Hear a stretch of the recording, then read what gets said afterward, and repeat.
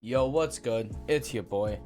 And today I'm just gonna be like slightly going over whether it's worth it to farm MV as a boss. Basically, the points I'm gonna make are how much loot do you get, how much time does it take, and any other benefits like what are the dice rolls, how much mastery you get, what is the bottom line for gear that can be dropped. And honestly, that's all I gotta say, so let's get rolling into it.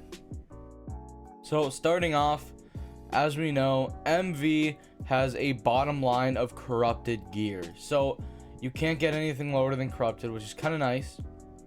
And then you also have the MV artifacts like Chaos Orb and Expedite Ankle, and sadly these are literally the only two things that drop from MV, but they are very, very strong.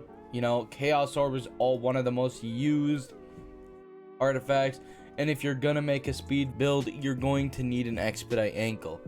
Now the problem with this is the fact that the Expedite Ankle is really only used on Stultus speed builds. That's the only issue I have with Expedite Ankle. So realistically, there's only one good artifact drop from MV.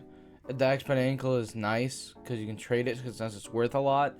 But when it comes to its actual uses, if you're not a trader, dropping an Expedite Ankle kind of sucks because you really only ever need one unless you're making a crap ton of speed builds. Now let's talk about the random rolls. So from the random rolls, I believe we can get Dragon Blood or Dark Blood Cestus. You can get Dark Blood Sword, which is low-key kind of drip, I'm not gonna lie. You can get a Dark Blood Hexer, which is a big duty great sword, baby. And you can get a Dark Blood Spear, which is also kind of drip. And lastly, oh wait, never mind, there's a couple more. You can get the Dark Blood Dagger and the Dark Blood Staff. Now these weapons are pretty strong. They share all debuffs inflicted from an enemy with them.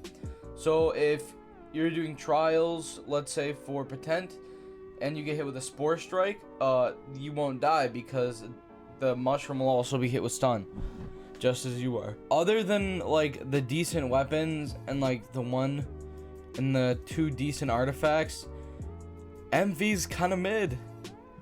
You do get some shards that are very, very useful. Like you can drop the Temperas Gem and the Arcanium Crystal, which allow you to remove things and add slots to your weapons, which are very, very needed to min-max a build fully.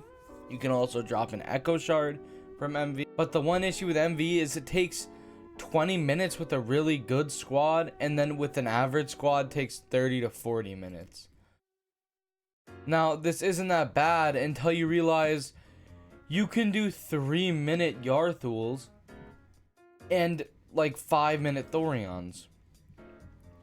And Thorion has very, very strong drops, right? You got the Blightwood weapons. Blightwood Staff, super popular. Blightrock Daggers, also very good, very popular. You also have the Ring of Blight, which is needed for MV. So you can trade B0 Ring of Blights to MV users and stuff like that for a lot of overpay. Thorion is also a lot less risky and easier to farm, meaning you can probably just farm it on a legendary slot, since you probably won't die unless you have a really weird squad that doesn't know how to play the game. He can also drop Void Key without being a corrupted boss, Stellion Core, Metrom Amulet, and Dark Sigil, which are all very, very good, right? Dark Sigil used on every Paladin build, as well as some other debuffish builds. Metrom Amulet is used on every build that farms. You need it on a farming build. And Stellion Core is probably the most used artifact when it comes to brawlers that don't use Chaos Orb and any elements. And I suppose Berserker probably also uses Stellion Core a lot. And that's why, in my opinion, I think it's better to farm Thorion in 5 to 7-ish minute runs than it is to farm MV in around 20 to 40 minute runs, right? Yarthul, the last boss, does drop Shifting Hourglasses, Reality Watches, and Narthana's Sigil, which are pretty underwhelming.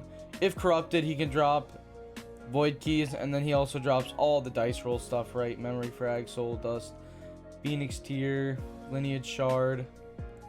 You can also get Skyward Totem from Yarthul. I don't remember if this is just a Yarthul drop.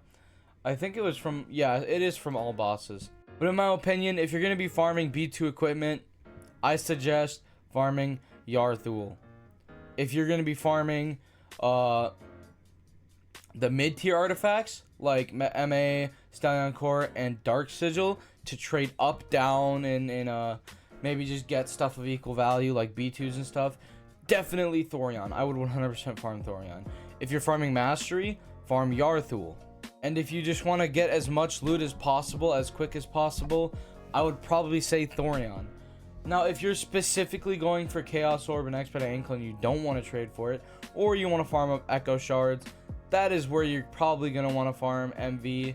You could always just trade Stallion Core for Echo Shards, D-Sigil MA, and Stallion Core for Echo Shards in the trading hub if you trust that kind of. But if I'm being honest, when it comes to farming bosses, MA is usually the last option in my opinion. If you guys think MA is better, I mean MV is probably my last option. If you guys think MV is better, tell me why you think that in the comments. Make sure to like this video, subscribe to the channel, and I will see you guys in the next one. Peace.